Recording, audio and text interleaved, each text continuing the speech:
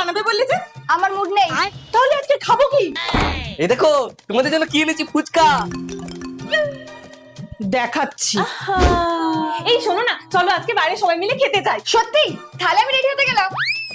ঠিক আছে, আমার একটা কাজ আছে, সেরে আস্তে আস্তে দেখি যেন রেডি হয়ে গেছো, তাহলে কিন্তু যাবো না। চলো আমি রেডি। হ্যাঁ, এইভাবে রেডি হয়ে লিপস্টিক পরে কে ফুচকা খায়?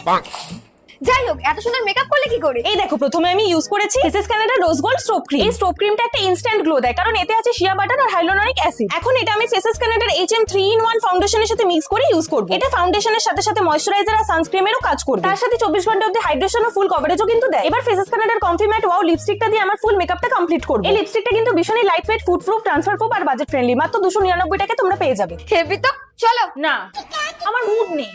কি? ঠিক আছে, যেতে পারি, কিন্তু একটা শর্তে, আমাকে ফুচকা চ্যালেঞ্জে হারাতে হবে। ঠিক আছে।